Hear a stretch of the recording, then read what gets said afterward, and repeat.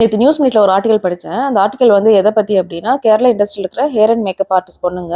இந்த ஹேமா கமிட்டி வெளிய வந்ததுக்கப்புறம், அவங்களுக்கு நடந்த செக்சுவல் எக்ஸ்ப்ளாய்டேஷன் அண்ட் அபியூசஸ் பத்தி மீடியால வந்து பேசியிருந்தாங்க. அவங்க அத பத்தி மீடியால பேசுனனால, அவங்களுக்கு இப்ப என்னென்ன பிரச்சனைகள் அவங்க யூனியன்னால நடக்குது அப்டின்னு சொல்லி டீட்டெயிலா எழுதியிருந்தாங்க. அதுல ஒரு விக்டிம் வந்து என்ன சொல்லிருந்தாங்க அப்டின்னா, எங்க யூனியனே தான் எங்கள்ட்ட வந்து சொல்லுச்சு. இப்ப ஹேமா கமிட்டி வந்ததுக்கு அம்மால இருக்கிறவங்களே மாஸ் ரெசிக்னேஷன் பண்ற அளவுக்கு இது ஒரு பெரிய சேஞ்ச் கொண்டு வந்திருக்கு. அதனால யாராவது சர்வைவர்ஸ் அண்ட் விக்டிம்ஸ் இருந்தீங்கன்னா, நீங்க தாராளமா வந்து வெளிய பேசுங்க. நாங்க உங்களுக்கான சப்போர்ட்ட தரோம்னு சொல்லிட்டு அவங்க யூனியன் சொல்லியிருக்கு. அவங்க யூனியன் சொன்னத நம்பி அவங்க வெளிய வந்து பேசியிருக்காங்க. இப்ப வெளிய வந்து பேசினதுக்கு அப்புறம் நீங்க எப்படி வந்து மீடியால வந்து பேசலாம்? நீங்க இந்த யூனியனுக்கு கெட்ட பேர வர வைக்கணும் தான் நீங்க இதெல்லாம் பேசுறீங்க. உங்களுக்கு இந்த மாரி அபியூஸ் நடந்திருந்தா நீங்க போலீஸ் ஸ்டேஷன்ல தானே போயிருக்கணும். எதுக்கு மீடியாக்கு போறீங்கன்னு சொல்லிட்டு இப்ப அவங்களே திருப்பி கேட்கறாங்க. அந்த விக்டிம் என்ன சொல்லிருந்தாங்கன்னா, எனக்கு இனிஷியலா இந்த அபியூஸ் நடந்தப்பவே நான் யூனியனுக்கு போய் அப்ரோச் பண்ணுனேன். யூனியன் வந்து அந்த விஷயத்த அப்படியே மூடி மறைச்சிட்டாங்க. இத்தனைக்கும் என் ஃபேமிலி என் கூட நின்னாங்க. ஆனா அப்பவும் அந்த யூனியன் எந்த ஆக்ஷனும் எடுக்கலன்னு சொன்னாங்க.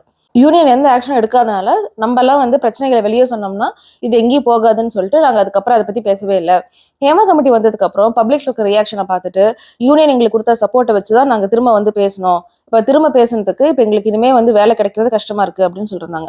இன்னொருத்தங்க என்ன சொல்லிருந்தாங்கன்னா, எனக்கு அபியூஸ் நடந்தப்ப நான் போய் யூனியன்ல சொன்னேன். இந்த அபியூஸ பண்ணவன் குழந்தை குட்டியோட இருக்கிறான். இப்ப நீங்க இத பத்தி கம்ப்ளைண்ட் பண்ணீங்க அப்படின்னா, அவன் வாழ்க்கையே பாதிச்சிரும் அப்படின்னு சொல்லி இந்த விஷயத்த மூடி மறைச்சிட்டாங்க அப்படின்னு சொல்லி சொன்னாங்க.